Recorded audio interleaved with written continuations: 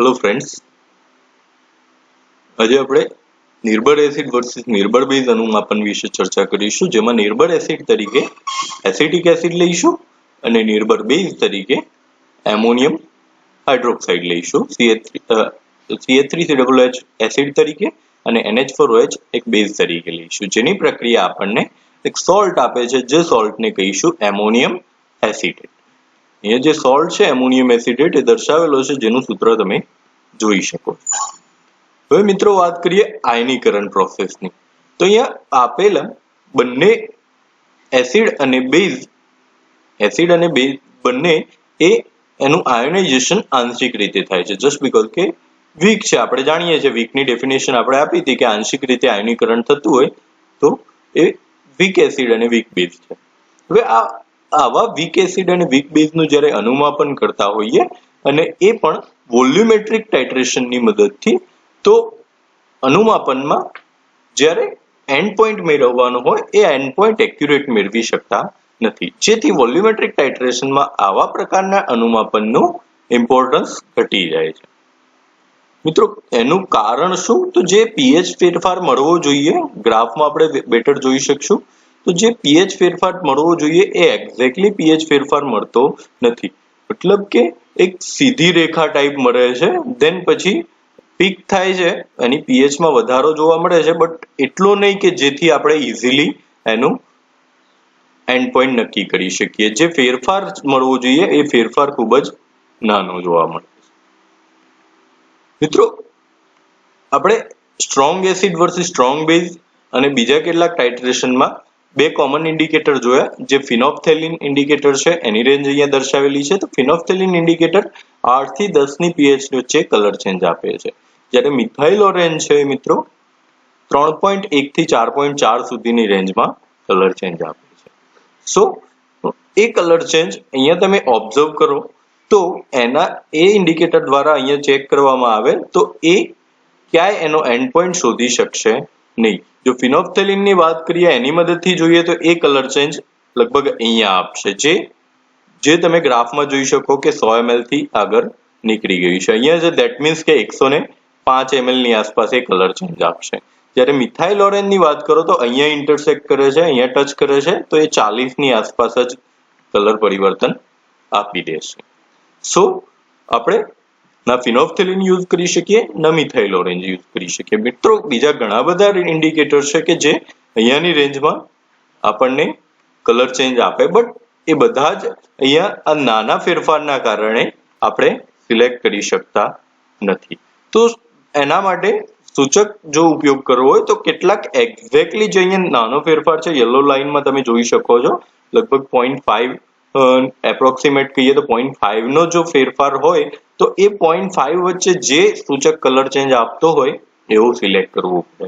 જો આપણી જોડે નથી તો એના માટે એક ઓપ્શન છે કે તમે મિશ્ર સૂચક વાપરી શકો, કે જેમાં ન્યુટ્રલ રેડ અને મિથિલિન બ્લુનું મિક્સચર છે, કે જેના દ્વારા તમે અહીંયા એક્ઝેક્ટલી આની આસપાસ કલર ચેન્જ ઓળખી શકો છો. મિત્રો, આગળ વાત કરીએ ગ્રાફ બાદ ટાઇટ્રેશનની. તો ટાઇટ્રેશનમાં કયા 4 તબક્કા તમને ઓબ્ઝર્વ કરવામાં આવે? તો તબક્કામાં વાત કરીએ તો પહેલા ફર્સ્ટ તબક્કો હશે અનુમાપક ઉમેરતા પહેલા. બટ પહેલા સેટઅપની વાત કરી લઈએ તો સેટઅપ તમારો હશે કોનિકલ ફ્લાસ્કમાં CH3COOH, બ્યુરેટમાં હશે NH4OH અને એમાં તમે કોનિકલ ફ્લાસ્કમાં તમે ઇન્ડિકેટર એડ કરેલો છે. હવે અનુમાપક ઉમેરતા પહેલા કયો તબક્કો, મતલબ કે એમાં કોમ્પોનન્ટ શું હશે કોનિકલ ફ્લાસ્કમાં એ તમે જાણો છો. ફક્ત આપણે એસિટિક એસિડ લીધો છે તો ફક્ત એ વખત એસિટિક એસિડ હશે. આ એસિટિક એસિડ જ્યારે એમાં બીજું કંઈ પણ ઉમેરેલું નથી ત્યારે એનું નેચર એસિડિક હશે, જેની પીએચ 7 કરતા ઓછી હશે. મિત્રો, સેકન્ડ વાત કરીએ બીજો તબક્કો, તો સમતુલ્ય બિંદુ પહેલા. સમતુલ્ય બિંદુ પહેલા જો આપણે 100 ml નું કન્ટિન્યુઅસલી એ જ એક્ઝામ્પલ લઈએ કે 100 ml એસિટિક એસિડમાં NH4OH ઉમેરતા સરખી નોર્માલિટીનું હોય તો એનું સમતુલ્ય બિંદુ 100 ml સામે 100 ml મળે, જો એક્ઝેક્ટલી સરખી નોર્માલિટી હોય તો. જ્યારે ટાઇટ્રેશન સ્ટાર્ટ કરીએ છીએ 0.1 થી લઈને 99.9 સુધી આ તબક્કો રહેશે, જેમાં એસિટિક એસિડ અને એમોનિયમ એસિટેટ બંને કોમ્પોનન્ટ સોલ્યુશનમાં જોવા મળશે. જસ્ટ બીકોઝ કે એસિટિક એસિડ અને NH4OH રિએક્ટ કરીને સોલ્ટ બનાવે છે. જ્યાં સુધી એસિટિક એસિડ સંપૂર્ણ વપરાય નહીં જાય ત્યાં સુધી એ એમોનિયમ એસિટેટમાં કન્વર્ટ કરતો રહેશે. સો એની અંદર એસિડ હોવાના કારણે, વીક એસિડ હોવાના કારણે એની pH અગેન એ એસિડિક મીડિયામાં હશે. સાથે સોલ્ટ બી છે જેનું બી જળ વિભાજન થતું હોવાના કારણે એક એસિડ પ્રોડ્યુસ કરે છે, જે આગળ જોઈશું આપણે, જેના કારણે બી pH એ એસિડિક મીડિયામાં હશે.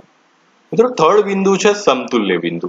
સમતુલ્ય બિંદુ એ સોલ્યુશનમાં ફક્ત ને ફક્ત એક સોલ્ટ હશે, એમોનિયમ એસિટેટ, જે એસિટિક એસિડ અને એમોનિયમ હાઇડ્રોક્સાઇડની પ્રક્રિયા દ્વારા મળે છે.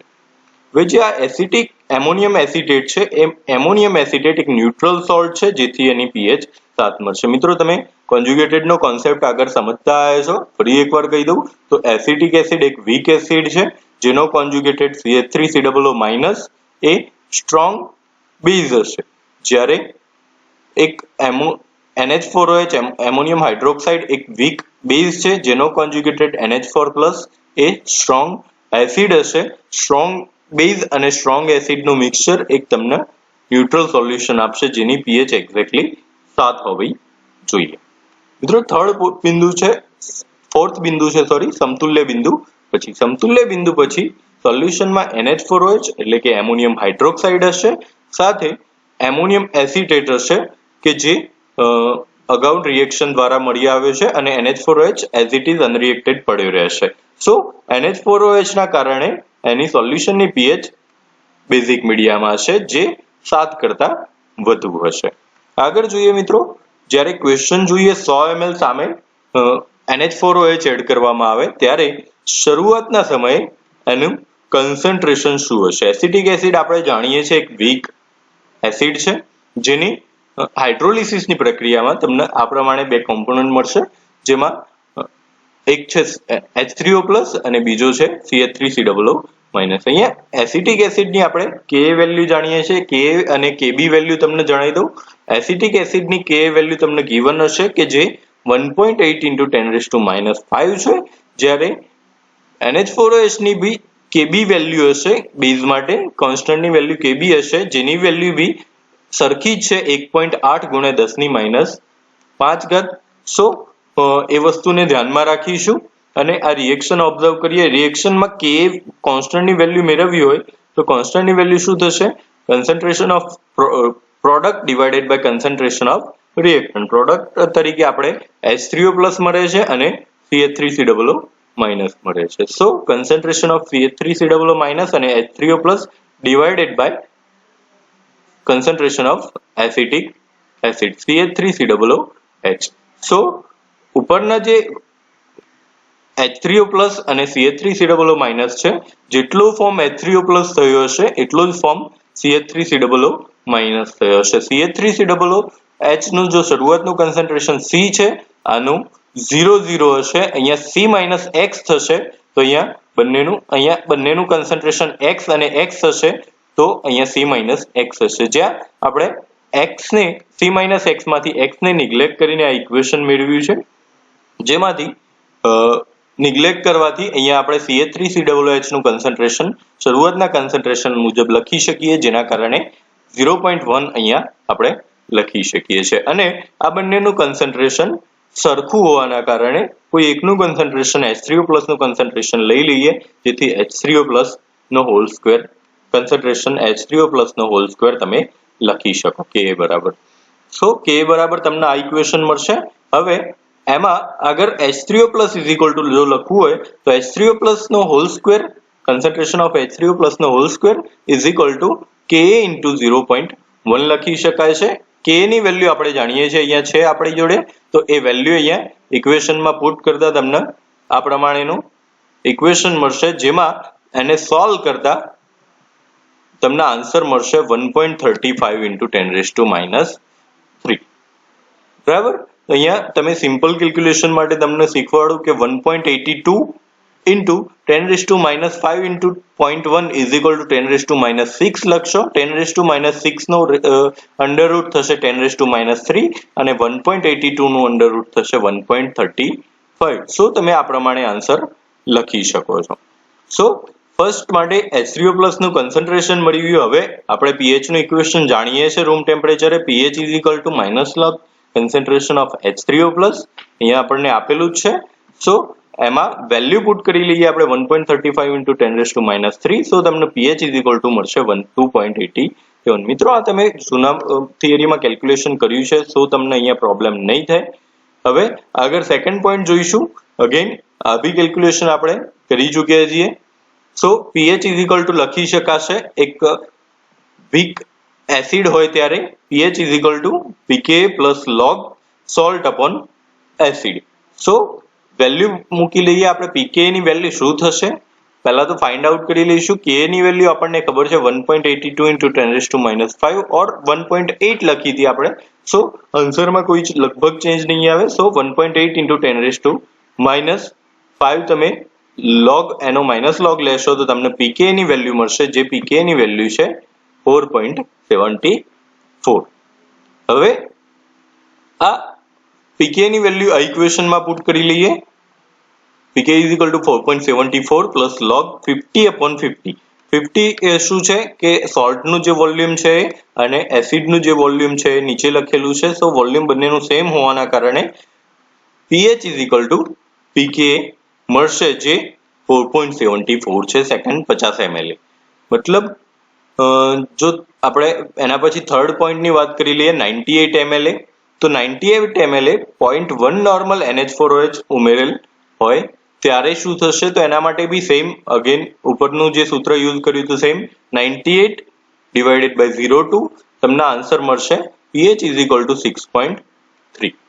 મિત્રો અહીંયા 6.43 સોરી મિત્રો અહીંયા 98 99 જ્યારે આપણે આવીએ છીએ ત્યારે કેલ્ક્યુલેશન તમે સેમ કરો છો એનો કોઈ વાંધો છે નહીં. બટ અહીંયા જો સોલ્ટનું જે ફોર્મેશન છે વધી જાય છે અને વધારે સોલ્ટ એનું હાઇડ્રોલિસિસ ધ્યાનમાં લેવું પડે. જ્યારે સોલ્ટ વધી જાય ત્યારે એનું હાઇડ્રોલિસિસ સોલ્ટનું જળ વિભાજન ધ્યાનમાં લેવું પડે.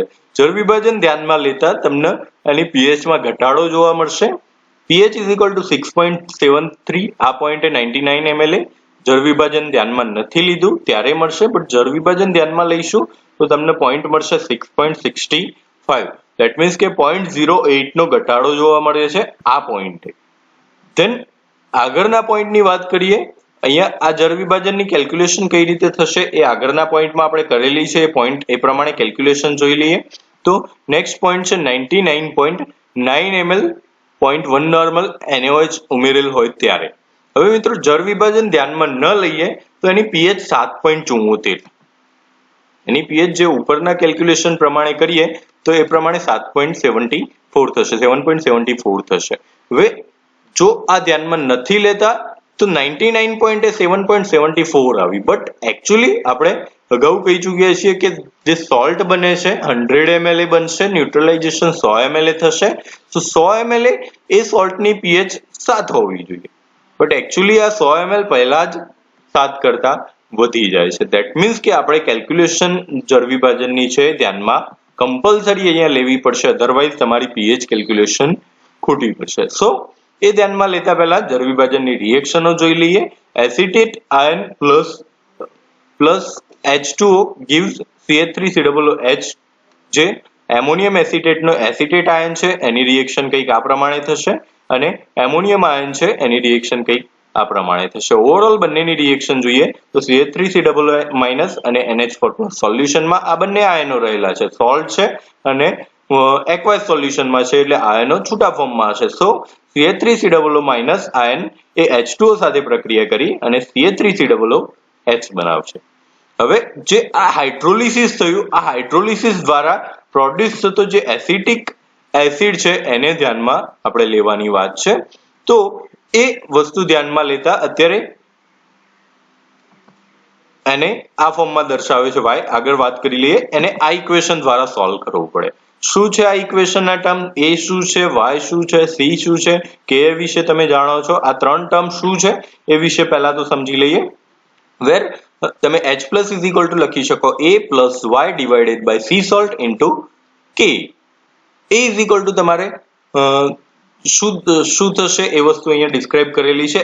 એ બરાબર એસિડ કે જ્યારે 99.9 ml ઓફ 0.1 નોર્મલ NH4OH ઉમેરેલ હોય ત્યારે 99.9 ml એમોનિયમ હાઇડ્રોક્સાઇડ ઉમેરેલ હોય ત્યારે એસિડ કેટલો વધ્યો હોય? તો ફક્ત 0.1 ml એસિડ વધ્યો હોય. ટોટલ 100 ml છે તો 100 ml સાથે 99.99 આના સાથે રિએક્ટ કરવામાં વપરાઈ ગયો તો વધ્યો કેટલો? 0.1 ml. 0.1 ml વધ્યો તો 100 - 99.9 is equal two 0.1.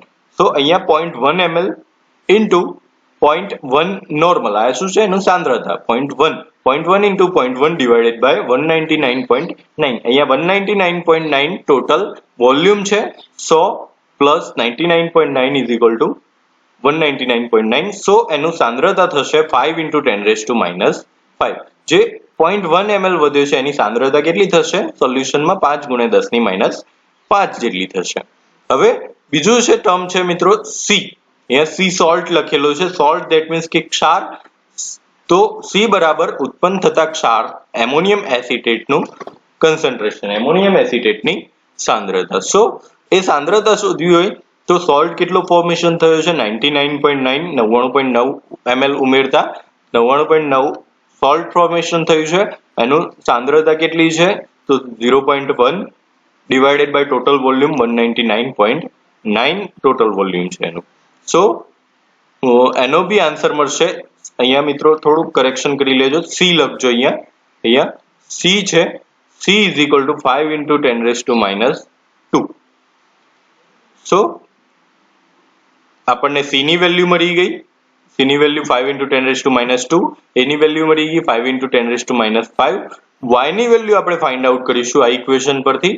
Y is equal to -a/2 plus a² divided by 4 plus c² into kw divided by ka into kb. મિત્રો આ શું છે? વાય ક્ષારનું જળ વિભાજન થતા મળતા એસિડની સાંદ્રતા, કુલ સંકેન્દ્રણ. કઈ રીતે ફોર્મ થાય છે? તો આ રિએક્શન લખેલી છે. આ રીતે તમને એસિડ ફોર્મ થાય છે, એસિટિક એસિડ. આ એસિટિક એસિડની સાંદ્રતા નક્કી કરવી છે.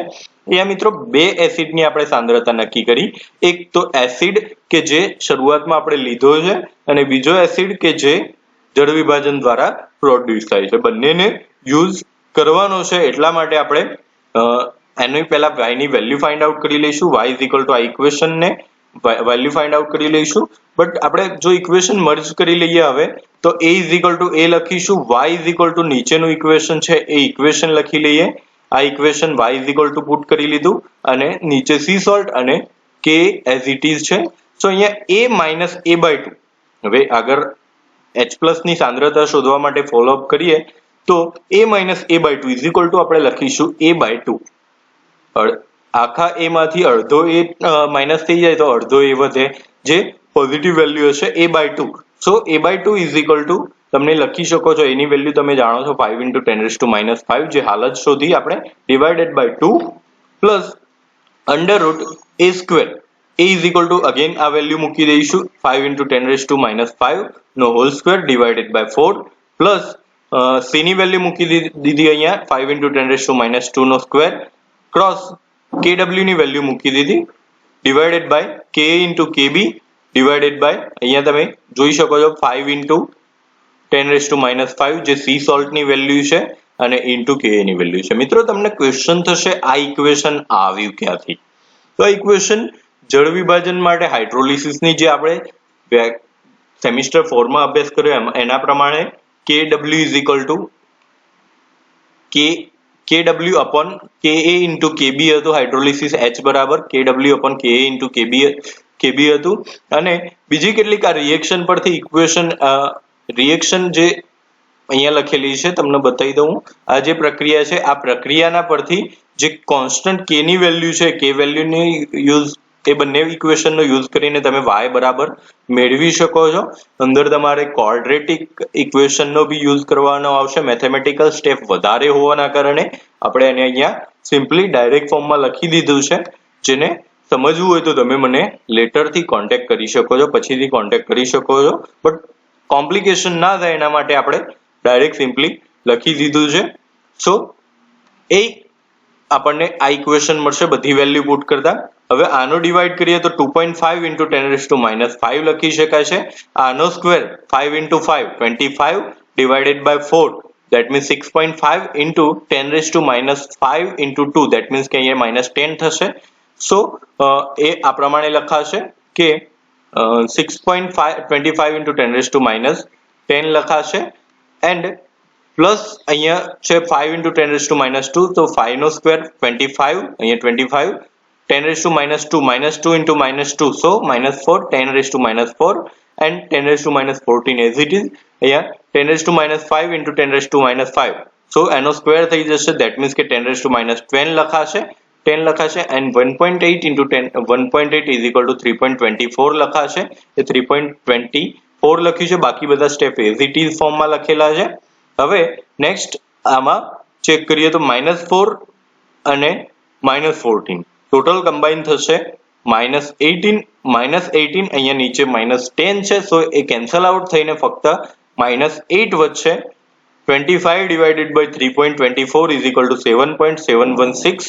અહીંયા 6 આ બાકીના બધા જ સ્ટેપ as it is ફોર્મમાં લખ્યા છે, ફક્ત આનું સિમ્પ્લિફિકેશન આપ્યું છે.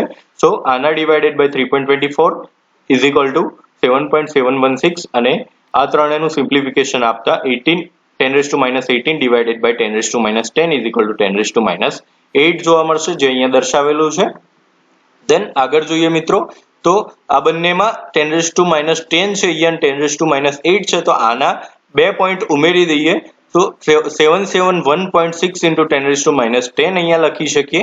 10⁻10 બંનેમાંથી કોમન કાઢી નાખીએ તો તમને આ રીતે ઇક્વેશન મળશે. બાકીનું બધું as it is. સો આમાં ટોટલ કરતા તમને 777.85 મળશે. બાકી બધા જ ટર્મ as it is લખ્યા છે. હવે આનું અંડરરૂટ કાઢીએ તો 10⁻10 નું અંડરરૂટ 10⁻5 થશે અને 777.85 નું અંડરરૂટ 27.89 થશે. સો આ પ્રમાણે લખતા નેક્સ્ટ અહીંયા આ બંનેમાં 10⁻5 છે, વચ્ચે પ્લસ સાઇન છે તો 10⁻5 ને કોમન કાઢી લઈએ તો 2.5 plus 27.89 is equal to 30.39 થશે into 10⁻5. સો એના ડિવાઇડેડ બાય આ as it is લખાશે અને આ ઇક્વેશન આ બી ફોર્મ છે as it is લખાશે. સો આ બંનેનો ભાગાકાર કરીએ તો તમને 6.078 મળશે અને 10⁻2 ને ઉપર લઈ જઈએ તો 10⁻3 વધશે. સો હવે આન્સર મળશે 6.078 into 10⁻3 into 1.8 into 10⁻5. સો આ બંનેમાં 10⁻3 into -5 સો ટોટલ થશે 10⁻8. મલ્ટિપલમાં હોય ત્યારે બંનેમાં સરવાળો થાય is equal to 10⁻8 લખાશે અને આ બંનેનો ગુણાકાર 10.94 તમને આન્સર આપશે. H+ ની સાંદ્રતા અહીંયા મળી ગઈ છે મિત્રો. હવે આની જે pH ની વેલ્યુ મેળવવી હોય તો આપણે ઇક્વેશન અગેન જે રેગ્યુલર યુઝ કરીએ છીએ ઇક્વેશનની વેલ્યુ મૂકતા તમને આન્સર મળશે pH is equal to 6.96. નાઉ મિત્રો નેક્સ્ટ પોઈન્ટ છે અહીંયા તમને કહી દઉં કે 7.74 જો ધ્યાનમાં ન લીધું હોય તો વેલ્યુ આવતી હતી, બટ ધ્યાનમાં લેતા તમને 6.96 વેલ્યુ મળે છે. હવે 100 ml માટે કાઉન્ટ કરીએ તો 100 ml એ પોઈન્ટ છે કે જ્યાં સમતુલ્ય સ્થપાય છે, ત્યાં ઇક્વિલિબ્રિયમ સમયે જ્યારે ન્યુટ્રલાઇઝેશન થાય ત્યારે એક ઇક્વેશન યુઝ કરી શકો છો pH is equal to 1/2 pKw plus pKa minus pKb. સો અહીંયા આપણે pKw ની વેલ્યુ ફાઇન્ડ આઉટ કરી લઈએ, pKa ની વેલ્યુ ફાઇન્ડ આઉટ કરી લઈએ અને pKb ની વેલ્યુ ફાઇન્ડ આઉટ કરી લઈએ તો આ ઇક્વેશનની મદદથી ન્યુટ્રલાઇઝેશન પોઈન્ટે આપણે કાઉન્ટ કરી શકીએ છીએ, pH કાઉન્ટ કરી શકીએ છીએ સોરી. સો હવે pKw બરાબર લખવું હોય તો -log Kw લખાશે. Kw ની વેલ્યુ આપણે જાણીએ છીએ 1 into 10⁻14. સો pKw બરાબર લખાશે 14. pKa માં Ka ની વેલ્યુ આપણે જાણીએ છીએ એનો -log લઈ લઈએ તો આપણને આન્સર મળશે 4.74. સો એની બી વેલ્યુ આપણે ફાઇન્ડ આઉટ કરી શકીએ છીએ અને Kb ની વેલ્યુ આપણે કેબી ની વેલ્યુ પણ જાણીએ છીએ જે કે ની વેલ્યુના બરાબર જ છે, જેના કારણે એની પણ વેલ્યુ 4.74 થશે. મિત્રો અહીંયા જો કે અને એસિડ અને બેઝ જો સરખી કે અને કેબી વેલ્યુ ના ધરાવતા હોય તો તમે એના અકોર્ડિંગ કેલ્ક્યુલેશનમાં યુઝ કરી શકો છો. વેલ્યુ થોડીક ડિફરન્ટ આવે. સો એ વેલ્યુ ત્રણે પુટ કરી લઈએ તો તમને આન્સર મળશે 14 પ્લસ 4.74 માઇનસ 4.74 એનો 1/2. સો આ બંને માઇનસ થઈ જશે and 1/2 14 is equal two pH બરાબર લખી શકાય 7, જે ન્યુટ્રલાઇઝેશન પોઈન્ટ દર્શાવે છે. નેક્સ્ટ પોઈન્ટ આપણે વાત કરીએ ન્યુટ્રલાઇઝેશન પછીના દરેક પોઈન્ટ, તો એના માટે બી આ ઇક્વેશન આપણે જાણીએ છીએ, અગાઉ આપણે લખી જ ચૂક્યા છીએ જ્યારે વીક બેઝ વર્સિસ સ્ટ્રોંગ એસિડનું ટાઇટ્રેશન કર્યું, ટાઇટ્રેશન માટે પીએચ કેલ્ક્યુલેશન કરી એ વખત આ ઇક્વેશન સમજી ચૂક્યા છીએ. સો સોલ્ટનું કન્સન્ટ્રેશન અહીંયા લખીશું, સોલ્ટની કન્સન્ટ્રેશન દર્શાવવું પડશે જસ્ટ બીકોઝ કે અહીંયા તમે ન્યુટ્રલાઇઝેશન પછીની વાત કરો છો અને ન્યુટ્રલાઇઝેશન પછી તમારો સોલ્ટ દરેક પોઈન્ટ માટે 100 રહેશે. અહીંયા તમારે આ પોઈન્ટ કોન્સ્ટન્ટ થઈ જશે. મેં 101 લીધું છે તો બી એ 100 આવશે. હું અહીંયા 110 ml લઉં તો બી એ વેલ્યુ અહીંયા 100 આવશે. હા, નીચેનું કુલ કદ બદલાતું રહેશે. અહીંયા 101 ml 0.1 નોર્મલ NH4OH માટે વાત કરીએ તો 100 into 0.1 divided by 201 is equal to 4.97 into 10⁻⁻² થશે. બટ મિત્રો જો અહીંયા હું 101 ની જગ્યાએ 110 લઉં તો પણ અહીંયા 100 into 0.1 divided by 210 210 થશે, જેથી અહીંયા આન્સર બદલાશે. બટ આ વેલ્યુ તમારે એક ધ્યાનમાં રાખી લેવાનું કે સોલ્ટની વેલ્યુ 100 રાખીશું જસ્ટ બીકોઝ કે એકવાર 100 ml નું ન્યુટ્રલાઇઝેશન થઈ ગયું પછી અંદર ના તો એસિટિક એસિડ છે કે જે NH4OH સાથે પ્રક્રિયા કરીને સોલ્ટ બનાવી શકે. સો સોલ્ટનું વોલ્યુમ અહીંયા ફિક્સ થઈ જશે 100. સો અહીંયા માટે આ વાત કરી લઈએ 4.97 વેલ્યુ મળશે, જેમાં બેઝનું કન્સન્ટ્રેશન અહીંયા પુટ કરવાનું છે. સો બેઝનું કન્સન્ટ્રેશનની વેલ્યુ બી આપણે ફાઇન્ડ આઉટ કરી લઈએ. બેઝ કેટલો પડ્યો રહ્યો હશે તો 101 ml માઇનસ 100 ml વપરાઈ ગયો ન્યુટ્રલાઇઝેશનમાં, સો વધ્યો હશે 101 ml સો વધ્યો હશે 1 ml into 0.1 divided by 201. સો તમને આન્સર બી આટલો મળશે 4.97 into 10⁻⁴. અહીંયા મિત્રો તમે 110 લીધું હોય તો તમારો 10 ml NH4OH અથવા તો બેઝ પડ્યો રહે, તો 10 minus 100 આવે. જો સરખી નોર્માલિટી હોય તો ડાયરેક્ટ કરી લેવાનું, અલગ નોર્માલિટી હોય તો 10 ગુણ્યા 0.1 માઇનસ 100 ઇન્ટુ અથવા તો જે બી વોલ્યુમ હોય અને જે બી નોર્માલિટી હોય એ નોર્માલિટી અહીંયા અલગથી પુટ કરવાની રહેશે. તો અહીંયા આના માટે આ ઇક્વેશન રહેશે. અત્યારે આ બંનેની વેલ્યુ છે અહીંયા ઉપરવાળા ઇક્વેશનમાં પુટ કરી લો. pKw બરાબર 4.74 pKb ની value minus log 4.97 into 10⁻² divided by 4.97 into 10⁻⁴ થશે. તો એ વેલ્યુ પુટ કરતા તમને આ પ્રમાણેનો આન્સર મળશે. log 1 into 10⁻² નો આન્સર મળશે 2. સો 14 minus 4.74 minus 2 is equal to pH લખી શકશો તમે. pH બરાબર 7.26. આ 101 ml છે. મિત્રો આ અહીંયા દર્શાવ્યો છે એનો ગ્રાફ, જે ગ્રાફ બી અગેન તમે ઓબ્ઝર્વ કરવો હોય તો કરી શકો છો કે જ્યાં તમને વધારે શાર્પ પીક ન મળતા એક સીધી લીટી તરીકે પીક મળે છે, જે તમે અહીંયા જોઈ શકો છો. જ્યાં તમને ન્યુટ્રલાઇઝેશન પોઈન્ટ વોલ્યુમેટ્રિક ટાઇટ્રેશન થી શોધવો એ થોડોક મુશ્કેલ બને છે. સો આનું ઇમ્પોર્ટન્સ થોડુંક ઓછું રહેશે. મિત્રો નેક્સ્ટ અહીંયા સુધી પાર્ટ 1 તમારો ફિનિશ થાય છે એસિડ બેઝ ટાઇટ્રેશનનો. પાર્ટ 2 આપણે નેક્સ્ટ લેક્ચરથી સ્ટાર્ટ કરીશું.